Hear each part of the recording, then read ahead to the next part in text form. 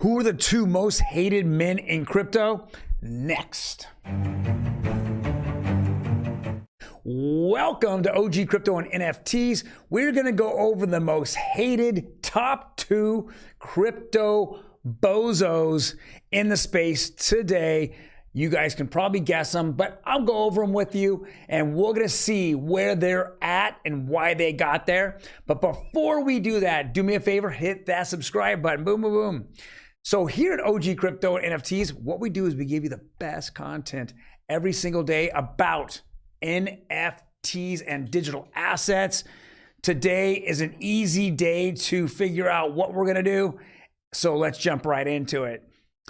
I want to go, we've all, everyone's kind of talked out the FTX, Sam Bankman-Fried. It just keeps evolving. Fraud just keeps coming up. It looks like he's taken some deposits and he's turned around and reinvested them into bad investments. Sounds like Voyager, 3 Arrow Capital, Celsius, BlockFi, every company that he tried to get his little grimy hands on through Alameda, he is doing the same thing. They all over leveraged themselves. They all kept buying up on the secret. And now stronger rumors are coming out that this all started with Luna. So Luna's the one that took those 4 down. Well, did Sam Bankman-Fried have something to do with the collapse of Luna? Well, that's going to be investigated somewhere down the future. Whether he goes to jail or not, there's a lot going on. But I want to go over an article that was published on August 19th. But before we hit August 19th, we want to go over, I believe, May 22nd. And on Gary Gensler's calendar, it shows that he met with Sam Bankman-Fried and another guy who was the head of the Bahamas FTX, which was the worldwide FTX and FTX US. And so they met at 4 o'clock there at the old SEC hub. And so what did they talk about? They talk about, political contributions. What can I do for you? One hand washes the other, because it's a little bit concerning that he met with him and didn't have any issue with Sam Bankman-Fried or FTX. Then let's fast forward to August 19th. Here it comes out. CNBC, crypto firm FTX gets warned from the FDIC to stop misleading clients about deposit protection. Key point. The FDIC issued letters to 5 crypto companies demanding they stop making false claims about deposit insurance. So let me ask you this, Gary, when you met with Sam, you two should have been arrested on the spot. So let's just get past that point. You guys met, and then a couple months later, Sam Bankman-Fried gets a letter of cease and desist about him making claims that everything's FDIC insured. Well, this doesn't make a whole lot of sense, because Gary Gensler is going after low-hanging fruit like Library, which he continues to say he just won that case because they weren't on top of it. The lawyers weren't on top of it. And then Kim Kardashian. Are you talking about the lowest hanging fruit of all? Now, it's nothing about Kim Kardashian. It's just that she was the easy target. But you let this guy slide after making false accusations. But you met with him a month earlier and you didn't go over what he's been talking about. This just sounds like, hey, dude, I need a couple $100,000 from my buddy who's running in blah, blah, blah state. That's what it sounds like to us now as XRP holders. Sounds like it was just more shop talk than it was actually, hey, this guy has some serious issues that are going to come up in the near future. Of course, this is all in my opinion. Let's go on the next one. This is opinion on CoinDesk, the role of regulators played in the FTX fiasco. The collapse of Sam Bankman-Fried's blockchain empire is a direct result of crypto's centralized development and lack of U.S. regulations. I'll just make it really easy. Fire Gary Gensler, okay? Raoul Paul came out yesterday, fire Gary Gensler. Are you telling me there's so many people that are going after Gary Gensler right now? Of course, Elizabeth Warren comes out yesterday on Twitter and says, oh, we should have more regulation. Why? The regulator's a moron.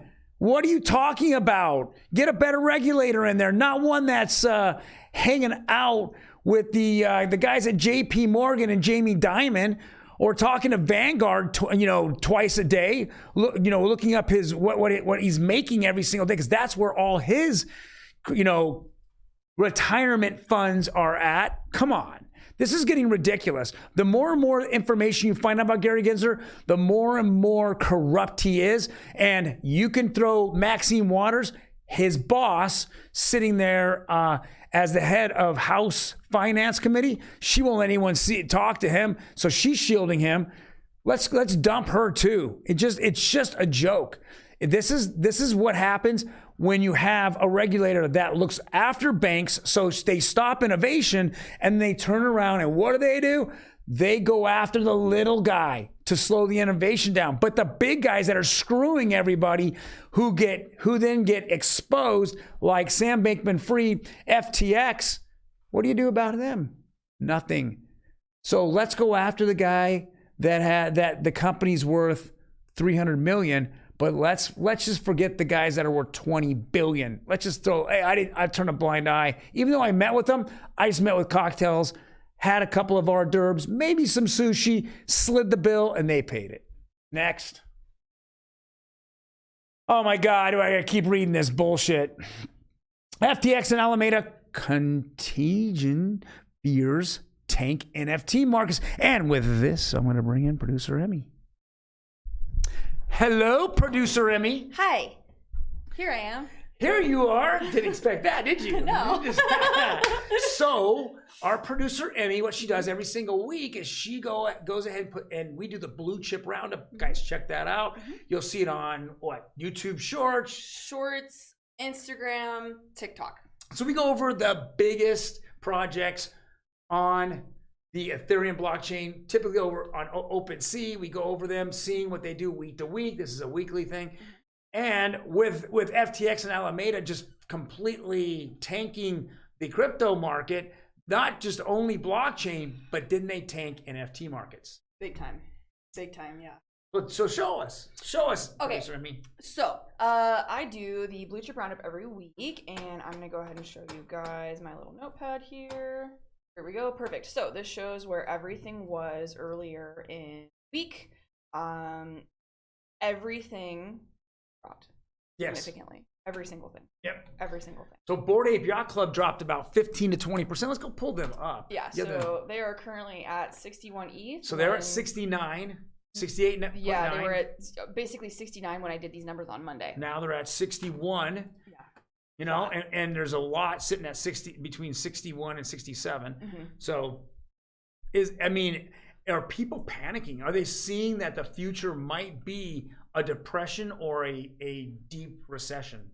I think it's kind of a twofold problem. Obviously, this event with FTX has everybody scrambling. Yeah.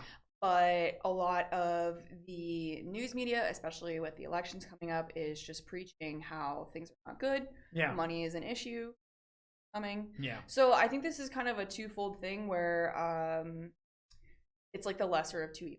Right. Rather just pick what one you think is going to be good now and hope for the best. Right. And literally, if we look back at the Luna situation, we saw Luna collapse, and now we're hearing more and more that Sam Bankman-Fried shorted them and had something to do with them.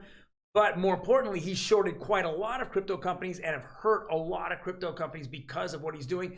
And especially, he has a little bit of power because he can short on his own exchange, which now brings huge fraud. Yeah. And market manipulation, as well as defrauding the public. Yeah. Right. But we won't get into that. We'll put that aside. My point being is when Luna collapsed, it didn't just collapse. It collapsed pretty much in about a 24 to 48 hour, just what FTX did. But collateral damage had happened for at least a week to week and a half. Yeah. Right. So even though Luna collapsed, which is about 40 to 50 billion, it took down Three Arrows Capital, Voyager, BlockFi, and Celsius. Yeah. And those together were another 80 billion on top of it. Yeah, and I think the domino effect of FTX coming down is going to be interesting, like we saw with The sports stars partnerships that they made were where they inked like 10-year deals. Right, with MLB. Yeah. With the Miami Heat in their arena. Right. Yep. They did it with Stephen Curry, Stephen Curry, Stephen Curry. Well, but the big boy on the block was Tom Brady. Tom Brady, and then even worth mentioning. Yes. How long was that? I want to say that was a 5 or 10-year deal also. Right. Yeah. So literally overnight, you could have just torched them all. The thing is that when you have those kind of sponsorships, they just go away, right? Or you just have a replacement. Well, Tom Brady's a little different because Tom Brady invested, and back several months ago, invested $650 million into FTX. I hope he didn't have the FTT coin. This is going to be so crazy to see because now that we understand the insane liquidity problems that FTX was under, it's almost like knowing he had all these problems was supporting other things on purpose, knowing he had he needed to come up. Like now that we see this all broken out into a timeline, we can make a lot more sense of it. And I'm just really curious what the overall damage is going to be to. So let me flip this on you. I don't think he was scared about liquidity. I think he was greedy over liquidity. So he just kept doing it and doing it and doing it and doing it. And, just kept leveraging himself because he thought he was better than everyone else. So instead of I'm stuck, I need to do this. It's I'm Superman. This is my exchange. No, I'm Teflon Don, right? Shoot that bullet at me. It'll deflect. And why? Because he had Democrats in his pocket because he was the second biggest donor in politics for them this election a couple days ago. And he was one of the biggest in the 2020 elections as well. So not only was he he was under regulators, radar. He was never in their sights, right? Yeah. But he thought he could talk his way out of everything. And it was crypto that spanked him. It wasn't the regulator. That's so interesting. Right? Yeah. It was crypto that karma was a bitch. Yeah. Right? The regulators did nothing. Gary Gensler, you can say it. Egg Boy is a crook, dude. It's so obvious. Well, guys, thank you very much. I hope you're not holding a Bored Ape or a Mutant or a Azuki, or if you do, hopefully they bounce back. But this is going to be ugly for a while. So with that being said, guys, protect your assets and protect your NFTs. And if you guys would like to still have some sort of good feeling about crypto today, you can go ahead and hit our link in bio on Instagram to get 100 free. Yep. Unicorn.